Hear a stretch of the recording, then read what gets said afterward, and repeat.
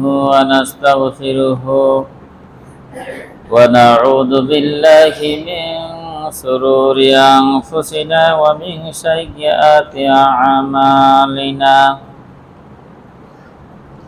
من يهده الله فلا مضل له ومن يضلله فلا هادي له ونشهد أن لا إله إلا الله وحده لا شريك له الذي أرسله بالحق بشيرا ونذيرا وداعيا إلى الله بإذنه وسراجا منيرا أما بعد أعوذ بالله من الشيطان الرجيم بسم الله الرحمن الرحيم إنا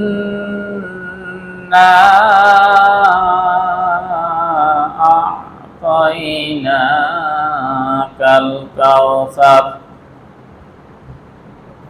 فصل لربك وانحر إن شانئك هو الأبتر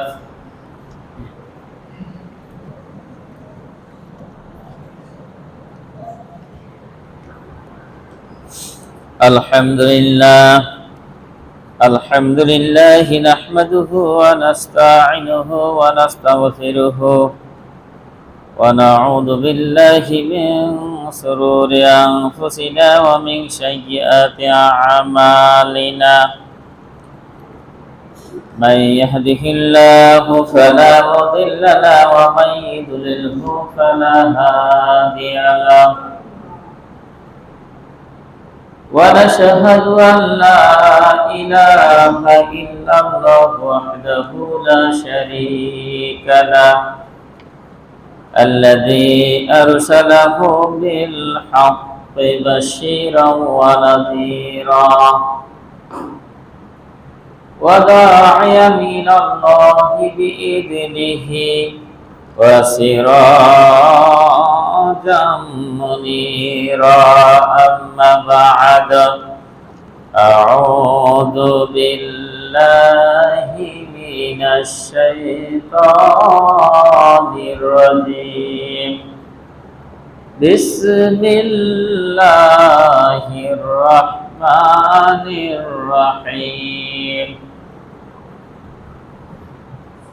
من كان يريد حرث الآخرة نزد له في حرثه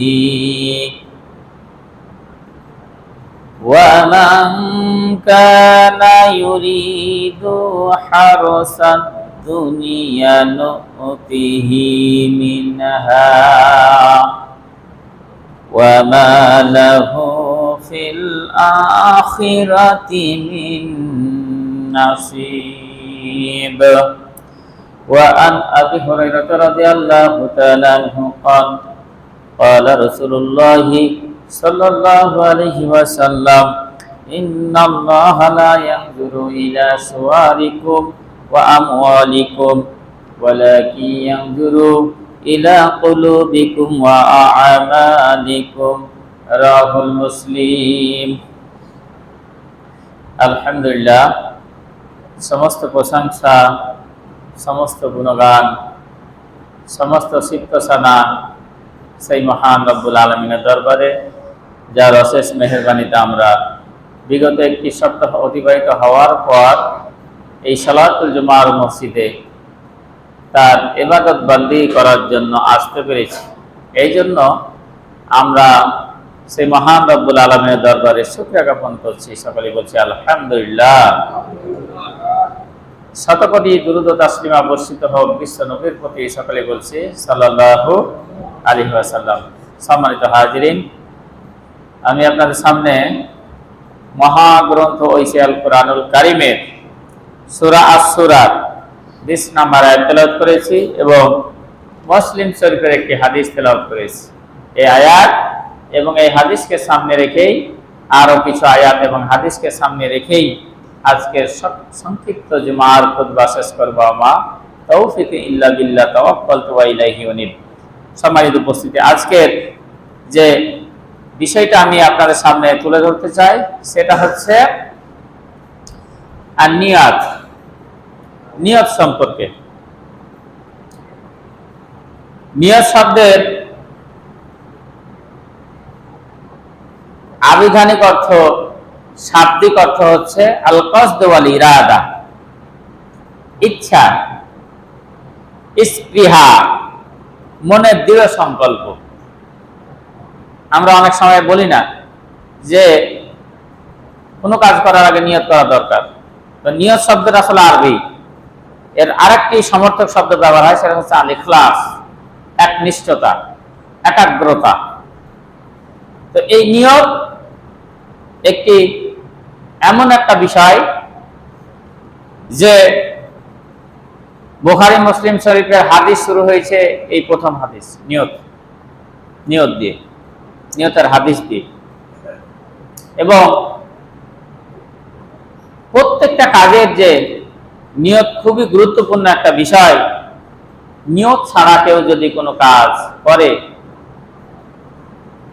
তাহলে যে তার দান, খয়রাত, ইবাদত, বান্দেগী, একটি বড় হাদিস আছে নিয়ত সম্পর্কে যে আপনার নিয়ত ছাড়া, নিয়ত যদি একনিষ্ঠ আল্লাহকে রাজি খুশি করার জন্য না হয়, নিয়ত যদি একমাত্র লিওয়াজহিল্লাহ, আল্লাহ তাআলার উদ্দেশ্যে যদি না হয়, তাহলে তার শহীদ হলেও আল্লাহর রাস্তায় শহীদ কবুল করা হবে না, তার শহীদের মৃত্যু।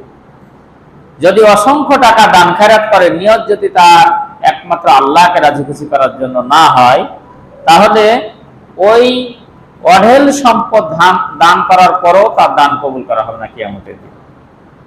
এবং নিয়ত যদি ঠিক না থাকে, কোরআন হাদিসের জ্ঞান অর্জন করার পরও কিয়ামতের দিন তাকে তার প্রাপ্য নেকি বুঝিয়ে দেওয়া হবে না। বড় একটা হাদিস রয়েছে এই বিষয়ে, হাদিসটি তুলে দেওয়ার চেষ্টা করব। তো প্রথম যে কথাটি, যে নিয়ত হচ্ছে শাব্দিকগতভাবে সংকল্প করা, মনের ইচ্ছা, মনের চাওয়া সেট আপ করা কোনো কাজ করার আগে। তো ইসলামী পরিভাষায় নিয়ত কাকে বলে? ইসলামী পরিভাষায় নিয়ত হচ্ছে যে আল্লাহর সন্তুষ্টি বিধানের ইচ্ছায় কোনো কাজের দিকে মনোনিবেশ করাকে নিয়ত বলে। অর্থাৎ যে কাজই মানুষ করুক না কেন, প্রত্যেকটা কাজ যদি আল্লাহকে রাজি খুশি করার জন্য হয়, আল্লাহকে খুশি করার জন্য যদি হয়। আমি যে কাজই করি, আজ নামাজ পড়তে এসেছি, এটা কি আমরা কাকে খুশি করতে এসেছি? আমরা আল্লাহকে খুশি করার জন্য এসেছি। আল্লাহ নামাজ পড়তে বলেছেন, জুমার নামাজ আদায় করতে বলেছেন, আল্লাহর কথা অনুযায়ী আল্লাহকে রাজি খুশি করার জন্য, আল্লাহকে সন্তুষ্টি করার জন্য কিন্তু আজকে নামাজ পড়তে এসেছি। যদি এই নামাজ যদি লোক দেখানো হয়, তাহলে সেটা হয়ে যাবে মুনাফিকের নামাজ। আপনারা জানেন আল্লাহ তাআলা বলছেন ফাআইলুল লিল মুসাল্লিন, আল্লাহ তাআলা বলছেন ওই সমস্ত মুসল্লিদের জন্য ওয়াইল নামক জাহান্নাম, যারা মানুষকে দেখানোর উদ্দেশ্যে, লোক দেখানোর উদ্দেশ্যে নামাজ আদায় করে। সম্মানিত উপস্থিতি, তাহলে নিয়ত একটা খুবই গুরুত্বপূর্ণ বিষয়, যে প্রত্যেকটা কাজের শুরুতে এটা করা আবশ্যক। আমি আপনাদের সামনে যে আয়াতটি তেলাওয়াত করেছি তার আগে নিয়ত সম্পর্কে কয়েকটি আয়াত আপনাদের সামনে তুলে ধরতে চাই। আল্লাহ রাব্বুল আলামিন সূরা জুমারের 2 নম্বর আয়াতে আল্লাহ তাআলা বলছেন, ইন্না আনজালনা ইলাইকাল কিতাবা বিল হক, নিশ্চয় আমি আপনাকে সত্যসহ কোরআনুল কারীম দান করেছি। কাকে বলছেন?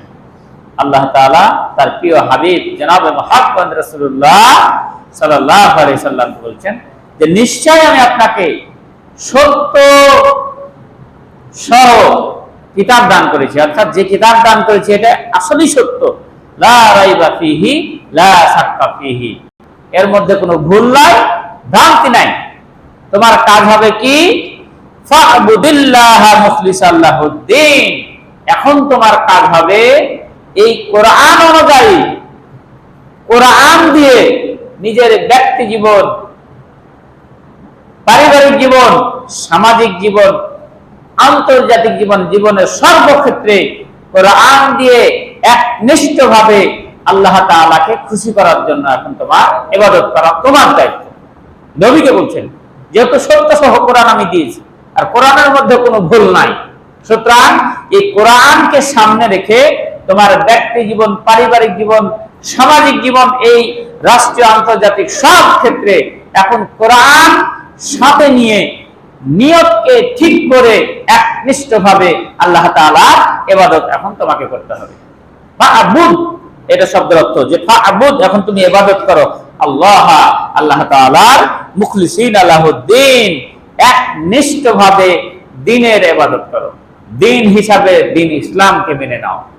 সম্মানিত উপস্থিতি, তাহলে আমরা বুঝতে পারছি কেননা তারপরের আয়াতে আল্লাহ রাব্বুল আলামিন বলেছেন আলা লিল্লাহি দ্বীনুল খালিস, কেননা আল্লাহ তাআলা নির্ভেজাল দ্বীনের ইবাদত পছন্দ করেন।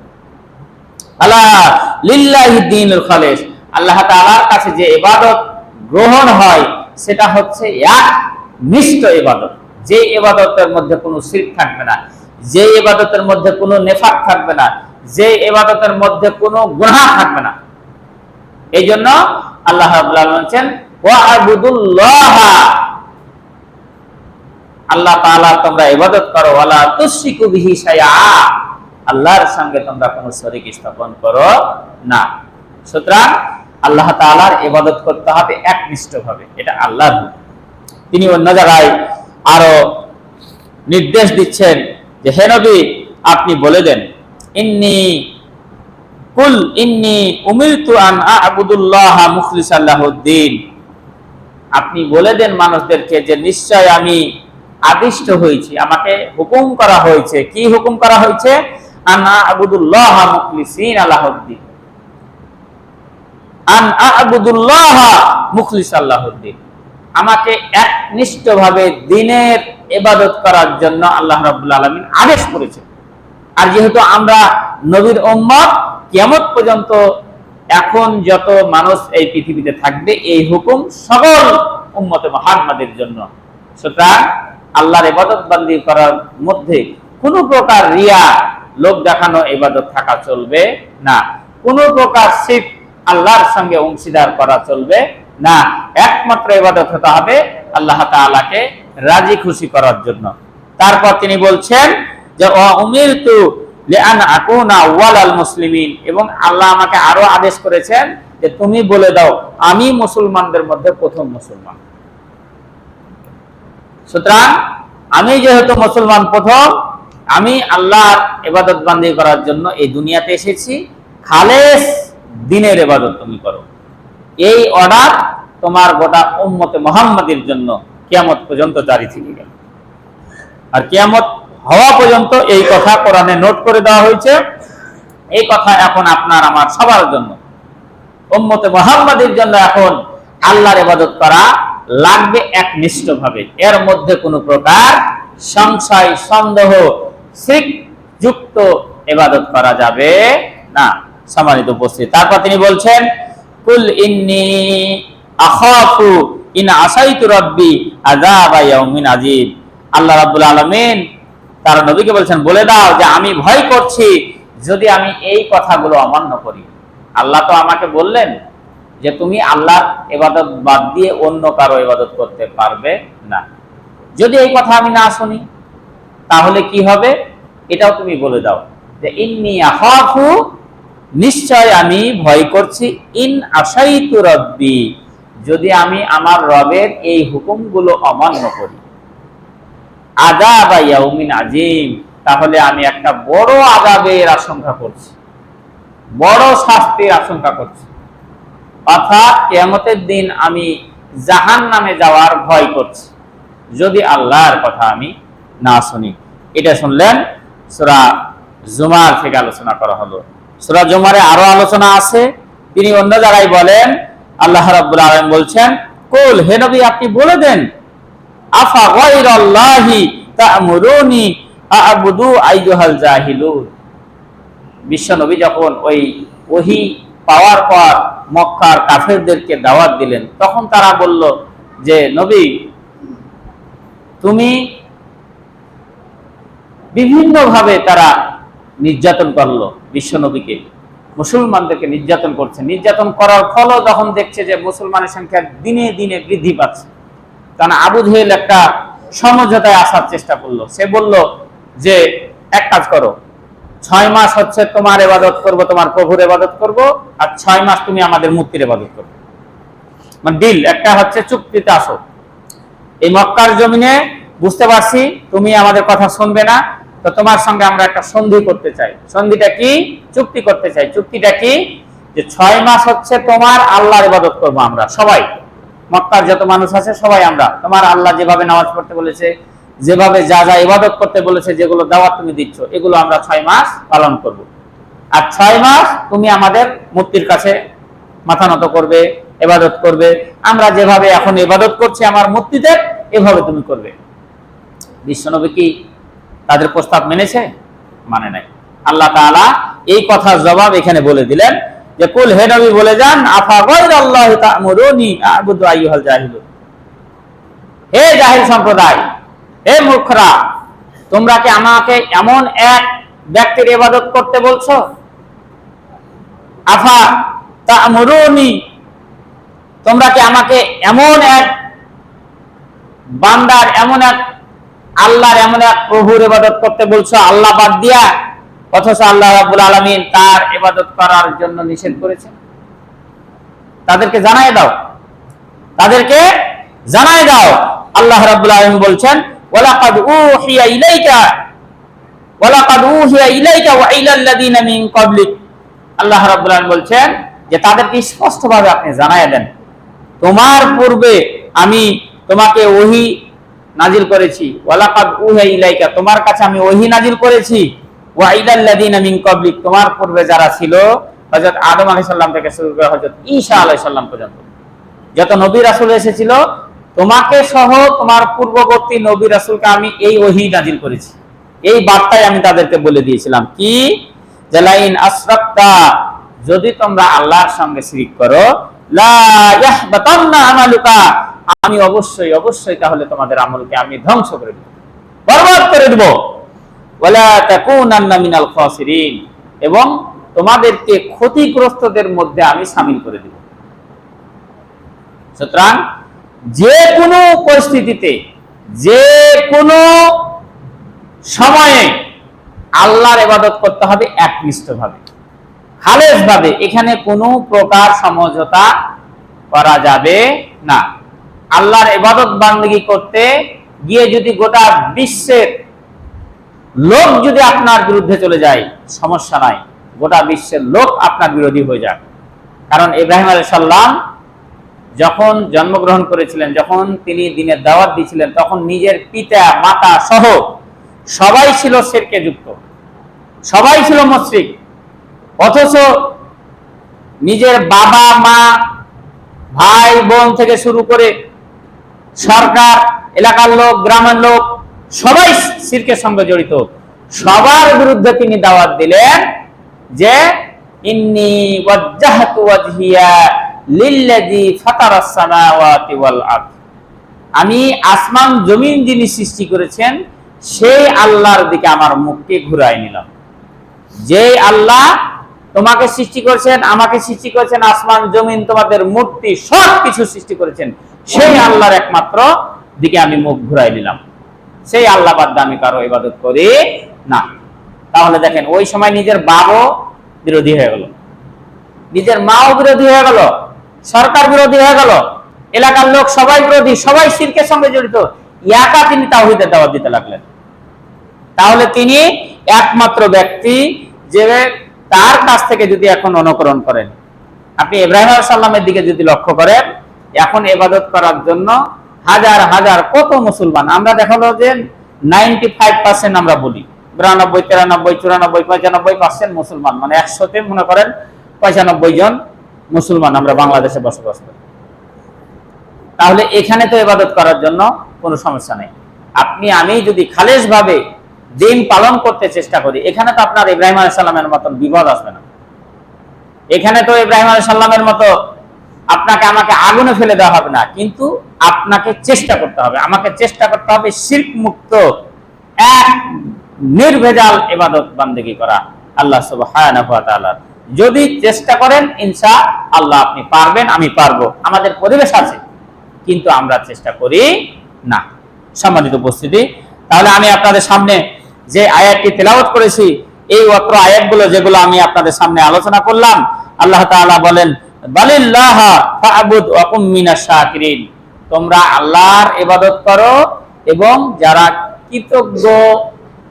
কৃতজ্ঞতাকারী বান্দা, যারা আল্লাহর শুকরিয়া আদায় করে তাদের অন্তর্ভুক্ত হয়ে যাও। ইবাদত করো, আল্লাহ তাআলার শুকরিয়া আদায় করো। যদি শুকরিয়া আদায় করো, আল্লাহ তাআলা বলছেন আমি নিয়ামত আরো বাড়াই দেব। আল্লাহ রাব্বুল আলামিন বলেন লা ইন শাকারতুম লা আযীদান্নাকুম ওয়া লা ইন কাফারতুম ইন্না আযাবি লাশাদীদ।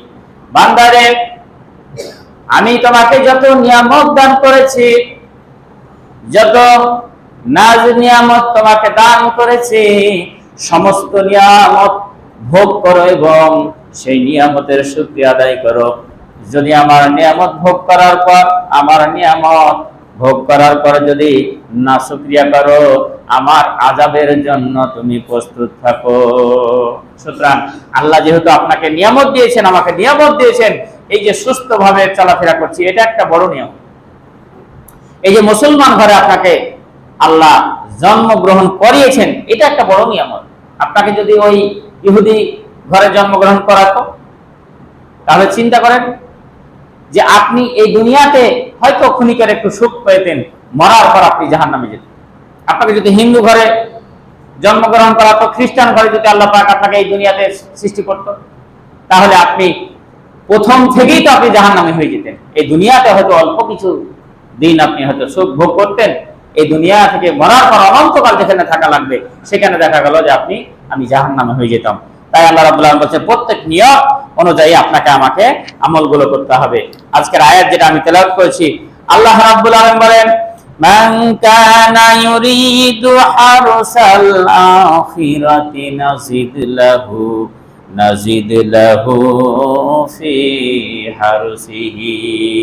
রাব্বুল আলামিন বললেন, যে ব্যক্তি আখিরাতের শস্য ক্ষেত্র চায়, যে ব্যক্তি আখিরাতে চাই যে আখিরাতে তার জন্য আল্লাহ রাব্বুল আলামিন একটা জান্নাতে সুন্দর বাড়ি করে দেয়, জান্নাতে তার জন্য একটা আরামায়েশের ঘর তৈরি করে দেয়, আল্লাহ রাব্বুল আলামিন বলছেন নাজিদ লাহু ফি হারসিহি, আমি তাহলে তার ফসল আরো বৃদ্ধি করে দেব। যে আখিরাতের ফসল চাই, আখিরাতের জন্য সে এই দুনিয়াতে কাজ করে।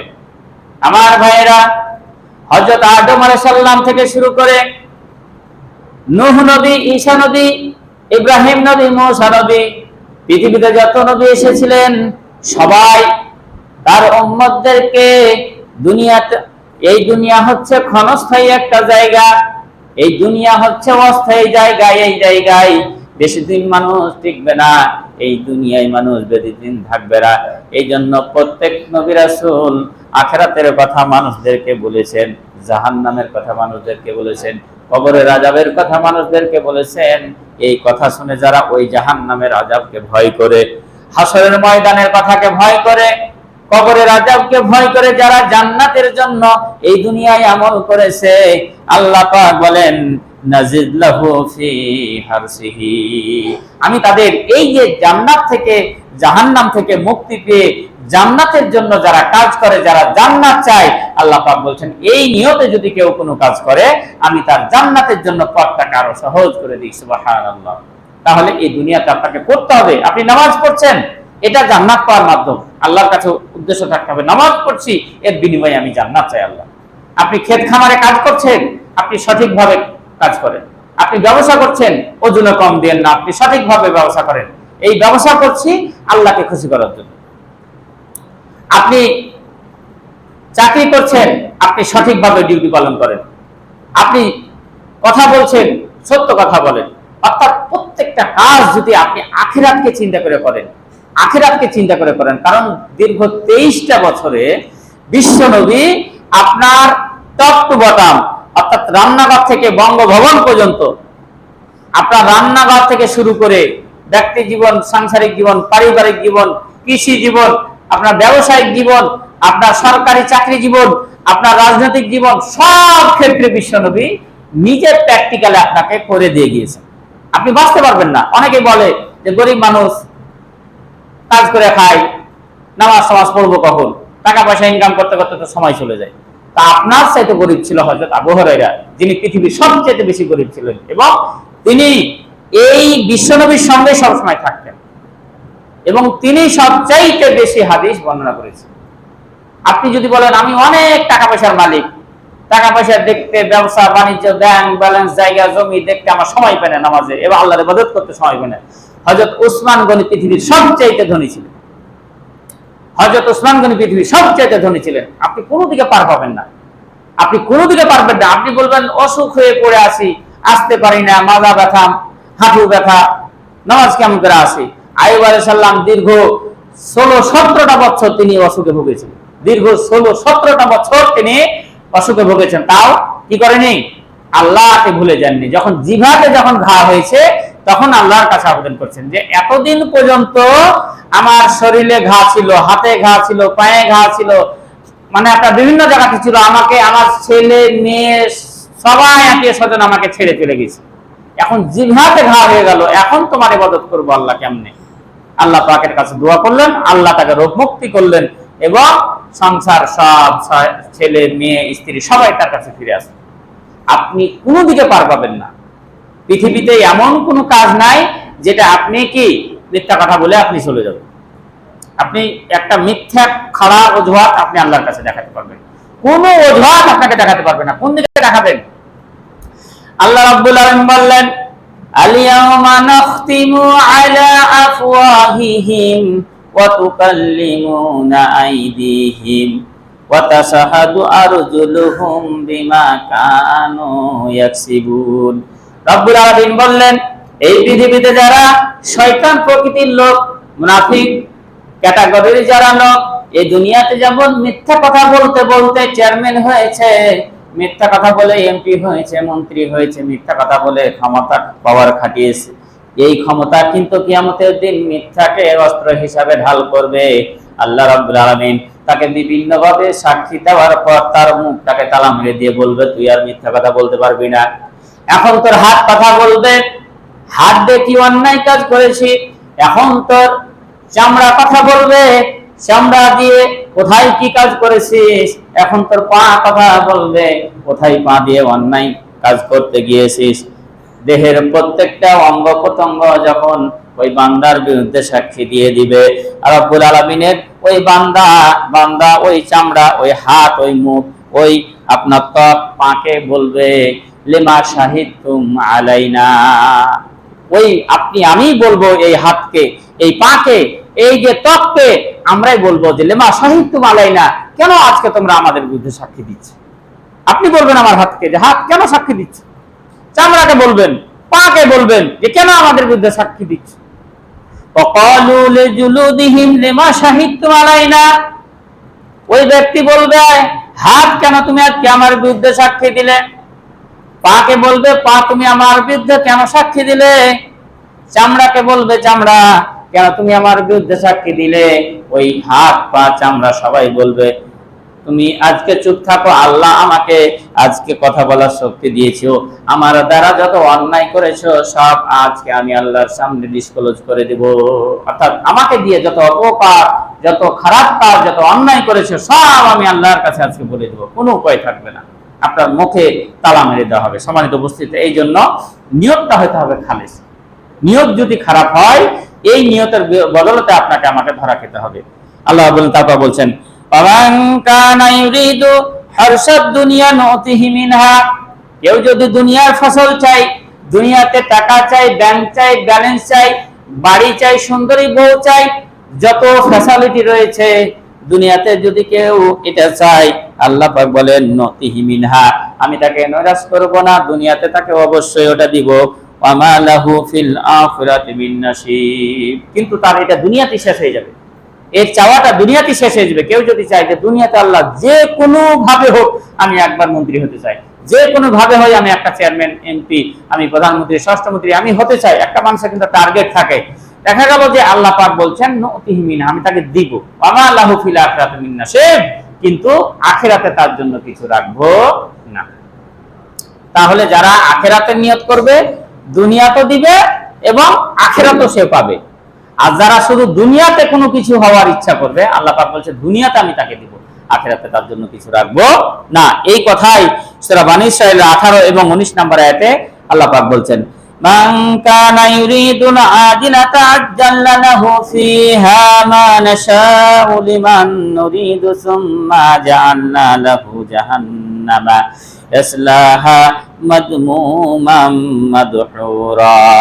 আল্লাহ পাক বললেন, কেউ যদি দুনিয়াতে ভালো থাকতে যায়, দুনিয়াতে যদি সুখ চায়, দুনিয়াতে যদি আরাম চায়, আল্লাহ পাক বললেন আজ্জালনা লাহু ফিহা মা নাশাউ লিমান নুরিদু, যে ব্যক্তি দুনিয়াতে যে যা চায় আমি দুনিয়াতে তাকে দিব, তারপর তাকে কি করব, সুম্মা জাআলনা লাহু জাহান্নাম, তার জন্য আমি জাহান্নাম তৈরি করেছি, ইয়াসলাহা জাহান্নামে তাকে প্রবেশ করাবো, মাযমুমান মাদহুরা, লাঞ্ছিত, অপমানিত, অপদস্থ করে।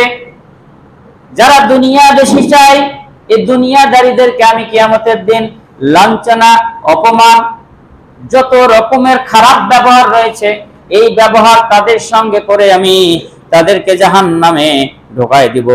ওয়ামান আরাদাল আখিরাতা ওয়া সাআ লাহা সা'য়াহা, তারপর আল্লাহ পাক বললেন কেউ যদি দুনিয়া বাদ দিয়ে আখিরাতকে চায়, আখিরাত পেতে গেলে যত কাজ করা লাগে, জান্নাত পেতে গেলে যা যা করা লাগে তা তা করে এই দুনিয়াতে। আল্লাহ পাক বলেন ফাউলাইকা কানা সাইহুম মাশকুরা, আর সে যদি আসলে মুমিন হয়, এই দুনিয়াতে মুমিন হয়ে জান্নাত পাওয়ার জন্য কাজ করছে, আল্লাহর ইবাদত বান্দেগী কাজ করছে, যে আল্লাহ যেভাবে চলতে বলেছে দুনিয়াতে জাস্ট খালি আমি একটা টিকে থাকবো, কিন্তু আমার last finally destination, finally target হচ্ছে আমার জান্নাত, জান্নাত যাওয়া। এটা যদি কারোর উদ্দেশ্য হয়, এই বিশ্বাস যদি কেউ রাখে, আল্লাহ পাক বলছেন আমি তাকে অবশ্যই তা দান করব। তাহলে আমরা এই দুই জায়গা, দুই তিনটে আয়াত থেকে আমরা যেটা জানতে পারলাম যে দুনিয়াতে থাকতে গিয়ে প্রত্যেক কাজের নিয়ত করতে হবে আপনাকে আখিরাতের, প্রত্যেক কাজ করতে হবে আখিরাতের। হযরত মূসা আলাইহিস সালামকে জিজ্ঞাসা করা হয়েছিল, মূসা আলাইহিস সালাম জিজ্ঞাসা করছে আল্লাহ আমার সঙ্গে কে থাকবে জান্নাতে? বলল যে এক কসাই থাকবে তোমার সাথে, এক কসাই থাকবে। তো বললো যে আমি একজন এত পাওয়ারফুল নবী, আমার সাথে একজন কসাই থাকবে? বলে কসাই বাড়ি কোথায়? বলে মুখ শহরে সে বসবাস করে। মূসা নবী তো জামানার শ্রেষ্ঠ নবী, সবাই তাকে চিনে, কিন্তু এখনকার ভিডিও মানে ভিডিও না, যে পৃথিবীর যে কোনো জায়গার রাষ্ট্রপ্রধান সবাইকে একটু ভাইরাল হলে সবাইকে সবাই চিনে, তার ছবি দেখে, ভিডিও দেখে, ফুটেজ দেখে সবাই চিনতে পারে। কিন্তু আগে তো এই রকম ভিডিও ছিল না, আপনার দেখাও যেত না। তো মূসা নবী চিন্তা ভাবনা করলো যে আমার সঙ্গে একজন মানে কসাই থাকবে, সে এমন কি আমল করে। আল্লাহ রাব্বুল আলামিনের এই কথার উপর ভিত্তি করে সে কিন্তু তার কসাইয়ের কাছে গেল। কসাইয়ের কাছে গিয়ে সারা দিন তার কার্যক্রম দেখলো, যে কি করলো, সকাল থেকে সে কি করছে। সে দেখলো যে একটাও ওজনে সে কম দেয় না, এক ছটাকও সে ওজনে কম দেয় না। যেভাবে সুন্দরভাবে ব্যবসা করা দরকার, প্রত্যেক গ্রাহককে পাই টু পাই বুঝিয়ে দিচ্ছে, কোনো ঠগালো না। দিন শেষে দেখা গেল আপনার ওই যে মাথা টাথা, সে কসাইয়ের যেগুলো উচ্ছিষ্ট বস্তুগুলো থাকে এগুলো তো সাধারণত নিয়ে চলে যায় বাড়ি, তো ওইগুলো নিয়ে কিন্তু যাওয়ার আগে মূসা নবী তার সাথে সালাম বিনিময় করলেন। সালাম বিনিময় করার পর তাকে বললেন যে আমি আপনার বাড়িতে আজকে রাত্রে থাকতে চাই, মেহমানদারি, মেহমান হতে চাই। বললেন সমস্যা নাই। তারপরে বাড়ি গেলেন, বাড়ি যাওয়ার পর দেখলেন যে ওনার বৃদ্ধ মাকে গিয়ে আগে ওষুধ খাওয়ালেন, খাওয়া দাওয়া করলেন, সেবা যত্ন করে মাকে রাখার পর তিনি নিজে খাওয়া দাওয়া করে শুইতে আসলেন এবং মূসা আলাইহিস সালামকে খাওয়া দাওয়া করিয়ে নিজে শুলেন। মূসা নবী কিন্তু সব কার্যক্রম সকাল পর্যন্ত দেখলেন, দেখার পর তাকে বললেন যে তুমি কি আমাকে চিনো? বলে যে আপনাকে চিনি না। আপনি কে? কিছু মুসা নবীর নাম শুনেছো? চিনি না, নাম তো শুনেছি, উনি আল্লাহর পয়গম্বর। বলে আমি হচ্ছে সেই আল্লাহর পয়গম্বর হযরত মুসা নবী। আমি আল্লাহর কাছে, আল্লাহ আমাকে বলেছে যে অমুক কসাই তোমার সঙ্গে থাকবে, কিন্তু তুমি যে জান্নাতে যাবে আজকে তোমার কার্যক্রম আমি দেখলাম যে সকাল থেকে তুমি একজন একটা মাংস 100 টাকা কমালে না, ওজন একটু কম দিলে না, এবং মায়ের সেবা যত্ন করে তুমি লাস্টে আমাকে মেহমানদারি করে তুমি আজকে মানে যেভাবে আল্লাহ হুকুম করেছেন সেই হুকুম পালন করে তুমি আজকে প্রমাণ করে দেখালে যে তোমাকে আল্লাহ তোমার প্রতি এতটা খুশি যে তোমার চাইতে অনেক বুজুর্গ আলেম রয়েছে, তোমার চাইতে অনেক ভালো ভালো লোক রয়েছে, আল্লাহওয়ালা লোক রয়েছে, কিন্তু তোমার ইবাদতে আল্লাহ এত খুশি হয়েছে যে আমার সঙ্গে তোমাকে থাকার জন্য আল্লাহ তার সার্টিফিকেট দিয়ে দিয়েছে। তাহলে আপনি যে কসাইয়ের কাজ করছেন, আপনি যে ভ্যান চালাচ্ছেন, আপনি যে কৃষি কাজ করছেন, আপনি যে ভাড়ার কাজ করছেন, আপনি যে মৎস্য চাষ করছেন, আপনি যে কাজ করছেন সেই কাজই করেন, সমস্যা নাই, কিন্তু কাজটা হতে হবে সৎ, সেই কাজটা হতে হবে আখিরাত কেন্দ্রিক, সেই কাজটা হতে হবে আল্লাহকে খুশি করার জন্য। আখিরাত কেন্দ্রিক যদি করেন তাহলে আপনি যে কাজ করছেন, আর শুধু কি জুব্বা টুপি মানে আলেম হওয়া লাগবে জান্নাত যাওয়ার জন্য?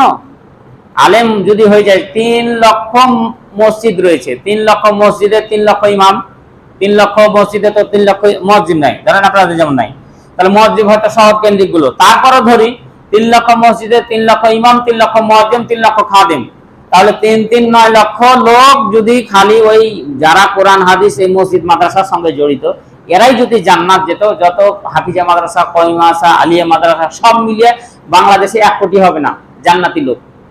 তো বাংলাদেশে আর অনেক মোটামুটি 20 কোটি এখন মানুষ হয়ে যায়নি, তো অন্য সবাই কি জাহান্নামে যাবে? যে যে কাজই করুক না করো সেই কাজই হতে হবে আল্লাহকে খুশি করার জন্য। আল্লাহ রাব্বুল আলামিন বললেন, কুল কুল্লু ইয়ামালু আলা শাকিলাতিহি। আল্লাহ রাব্বুল আলামিন বলেন, নবী আপনি বলে দেন প্রত্যেক কাজের একটা নিয়ত রয়েছে, প্রত্যেক কাজের একটা ইচ্ছা রয়েছে, সেই ইচ্ছা যদি আল্লাহকে রাজি খুশি করে জান্নাত পাওয়া হয়, যে যে কাজ করুক না কেন আমি তাকে ওই কাজে বরকত দিয়ে কিয়ামতের দিন তাকে আমি জান্নাত দান করব, যে কাজই না হোক। আপনি আব্দুল্লাহ ইবনে উবাই, যিনি মুনাফিকের সর্দার, বিশ্ব নবীর সঙ্গে জিহাদ করেছেন, বিশ্ব নবীর সঙ্গে নামাজ পড়েছেন, তার সঙ্গে উঠেছেন, বসেছেন, রাজনীতি করেছেন, সব করেছেন, তিনি হচ্ছেন লাস্টে যাবেন জাহান্নামে। কারণটা কি? তার ভিতর ছিল এক কথা, মানে অন্তরে এক কথা, উপরে আর এক কথা।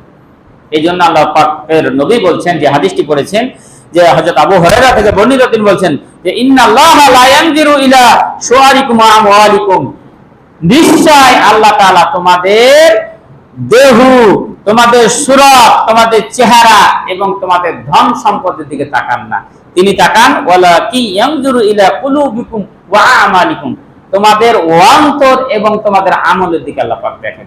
এবং প্রথমবার যে হাদিসটি পড়েছি উমর ইবনে খাত্তাব থেকে বর্ণিত, তিনি বলেন যে ইন্নামাল আমালু বিন্নিয়াত, প্রত্যেক কাজের নিয়ত রয়েছে, ওয়া ইন্নামা লিইমরিইম মা নাওয়া, প্রত্যেক কাজেরই একটা কি রয়েছে, মানে নিয়ত রয়েছে, যে যা করবে তার সে ফলাফল পাবে।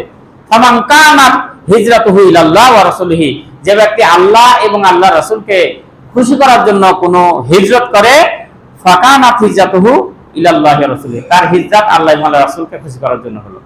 ওমান কানাত হিজরাতুহু ইলা দুনিয়া ইউসিবুহা আও ইমরাতিন ইয়াতাযাওয়াজুহা ফাহিজরাতুহু ইলা মা হাজারা ইলাই, যে ধন সম্পদ পাওয়ার জন্য, বিবাহ করার জন্য হিজরত করে, আল্লাহর নবী বলছেন সে ওই উদ্দেশ্যে হিজরত করলো যে উদ্দেশ্যে সে নিয়ত করলো।